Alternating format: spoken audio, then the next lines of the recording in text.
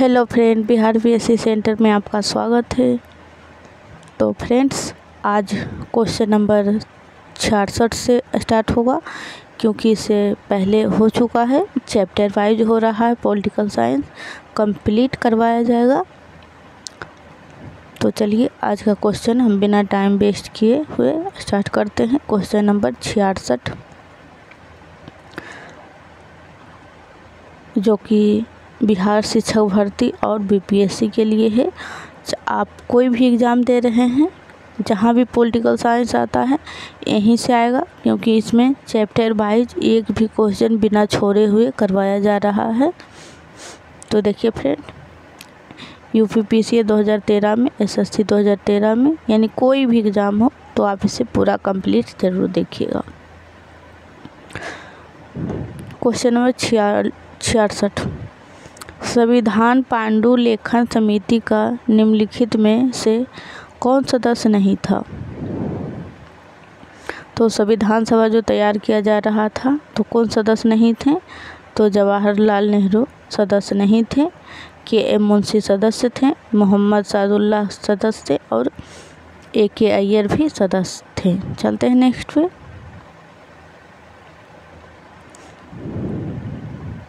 Question number 67, Bharat का संविधान लागू हुआ था। तो भारत का जो संविधान लागू हुआ था, क्वेश्चन नंबर 67 फ्रेंड, तो इसका जो राइट आंसर हो जाएगा ऑप्शन नंबर ए, यानी 26 जनवरी 1950 को। चलते हैं नेक्स्ट पे। क्वेश्चन नंबर 68, संविधान को 26 जनवरी के दिन लागू करने का निर्णय इसलिए किया गया था क्योंकि 26 जनवरी के दिन ही क्यों लागू करने का निर्णय लिया गया था? तो इसी दिन कांग्रेस ने इस तिथि को, यानी 1930 में स्वतंत्रता दिवस के रूप में मनाया था। वो दिन 26 जनवरी ही था और 1930। बीपीएससी 2011 और जेपीएससी 2011 में पूछा हुआ क्वेश्चन है। क्वेश्चन नंबर 69,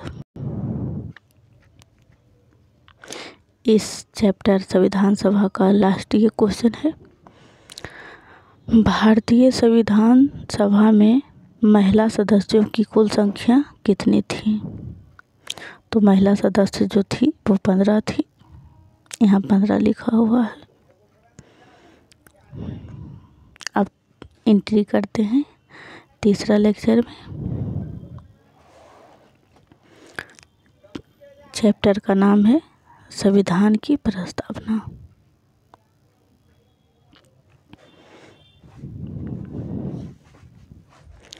क्वेश्चन नंबर 1, भारतीय संविधान के किस भाग को उसकी आत्मा की व्याख्या प्रदान की गई है? तो संविधान के किस भाग को आत्मा कहा जाता है?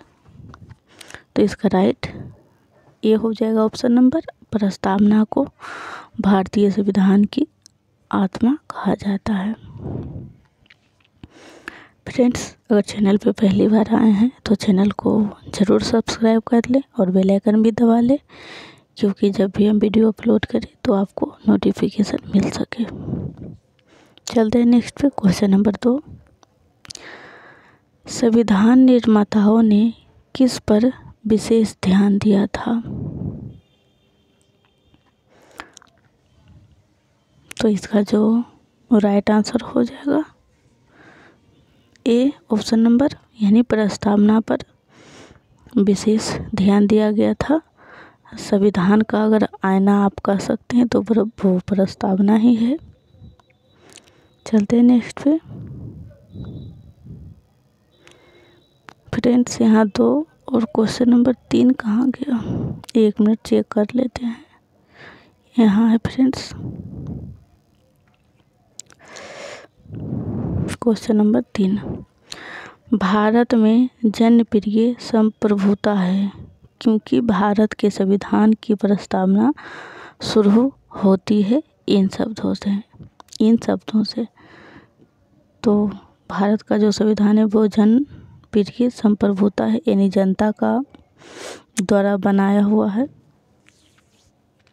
तो इसका जो राइट आंसर हो जाएगा क्वेश्चन नंबर 3 का डी, यानी अपना जो संविधान का प्रस्तावना में स्टार्ट होता है वो हम भारत के लोग भारत को सर्वोच्च संपन्न, इसे चलते हैं नेक्स्ट पे। तो इसका राइट आंसर डी हो जाएगा क्वेश्चन नंबर 3 का।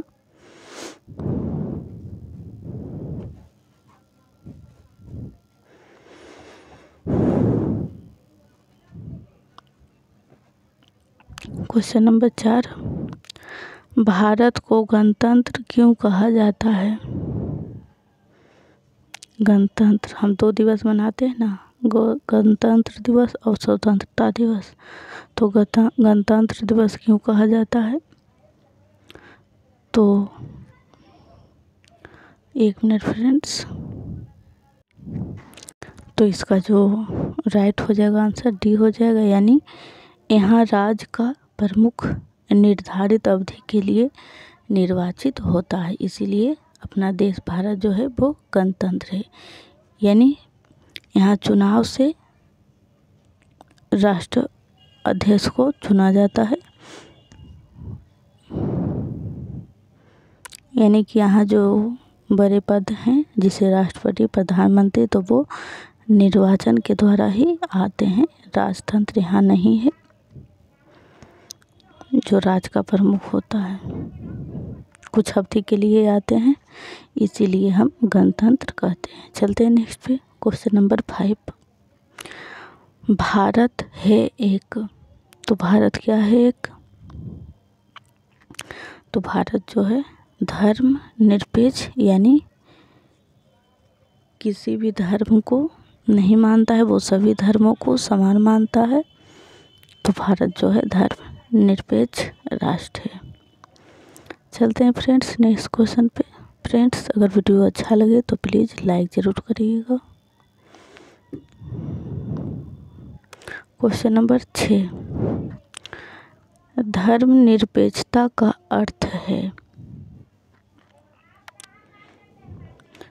तो धर्मनिरपेक्षता का जो अर्थ हो जाएगा सी सही हो जाएगा, यानी राज्य सरकार द्वारा किसी धर्म को स्वीकार नहीं करना। हमने भी बताया था कि किसी भी धर्म को नहीं मानना, यानी सभी धर्मों को समान अधिकार देना,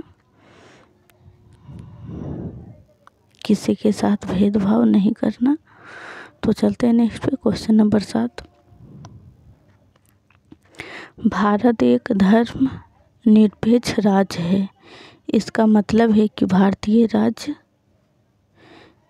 1 मिनट फ्रेंड्स ऊपर कर देते हैं, भारतीय राज्य किसी, इसका जो क्वेश्चन नंबर 7 का जो राइट आंसर हो जाएगा डी, किसी निश्चित धर्म का समर्थन नहीं करता है।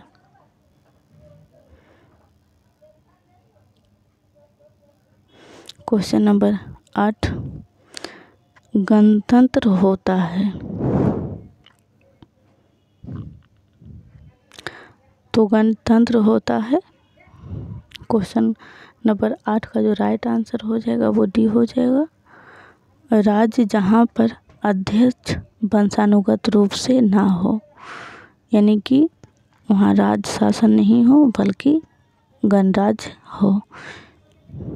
तो इसका डी सही हो जाएगा, जहाँ की चुनाव के द्वारा नियुक्त होते हैं राज्य के प्रमुख या राष्ट्र के प्रमुख। चलते हैं next question number 9,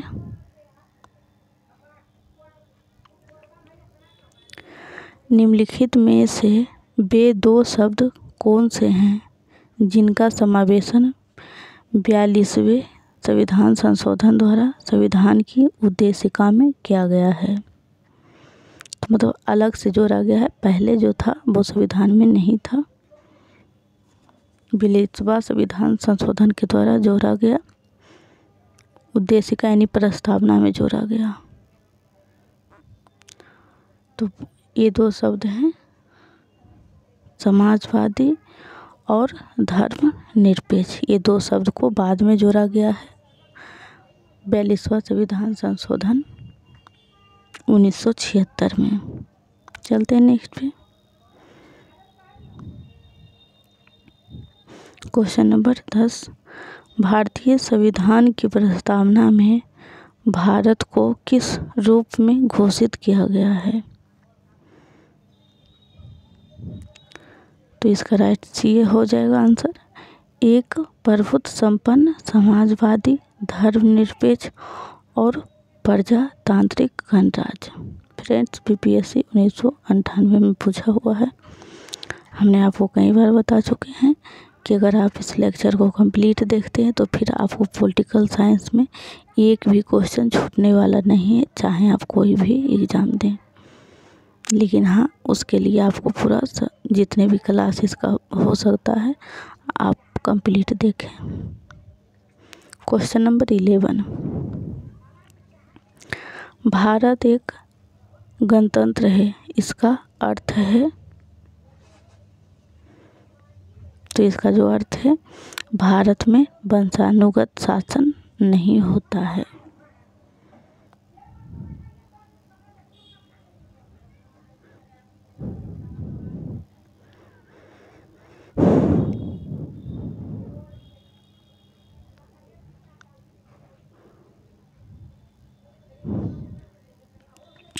question number 12, निम्नलिखित में से कौन सा शब्द भारत के संविधान की उद्देशिका में नहीं है? तो इसका जो राइट आंसर हो जाएगा, लोक कल्याण जो शब्द है वो प्रस्तावना में नहीं है। समाजवादी है, पंथ निरपेक्ष है और प्रभुत्व संपन्न भी है। चलते हैं नेक्स्ट पे। क्वेश्चन नंबर 13, कल्याणकारी राज्य का उद्देश्य है? तो कल्याणकारी राज्य का जो उद्देश्य हो जाएगा वो राइट आंसर बी हो जाएगा, यानी कमज़ोर वर्ग या दलित वर्ग हैं उन्हें कल्याण का प्रबंध करना, यानी उसे मुख्य धारा में फिर से लाना कल्याणकारी योजनाओं को चलाकर।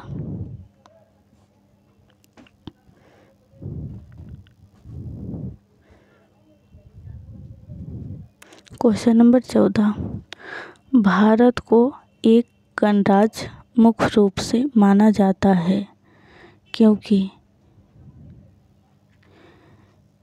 राज्य अध्यक्ष का चुनाव होता है। इसका राइट जो आंसर ए हो जाएगा, जो राज्य के अध्यक्ष होते हैं यानी राज्य प्रमुख, उसका चुनाव करवाया जाता है। चलते हैं नेक्स्ट पे। क्वेश्चन नंबर 15, भारतीय संविधान की प्रस्तावना के सिलसिले में निम्नलिखित में से कौन क्रम सही है?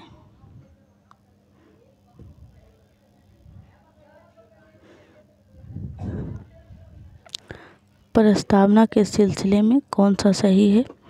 तो इसका जो राइट आंसर हो जाएगा डी, यानी सार्वभौमिक सत्ता संपन्न समाजवादी धर्मनिरपेक्ष और जनवादी गणतंत्र। अगर आप प्रस्तावना को पढ़ेंगे तो यही सीक्वेंस में लिखा हुआ है। और फ्रेंड्स, बीपीएससी 1995 यानी टोटल क्वेश्चन पूछा हुआ ही है।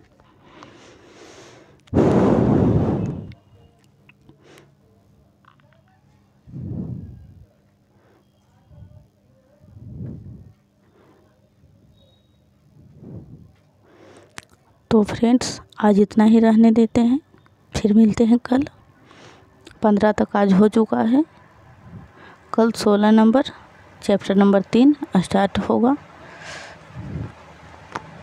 तो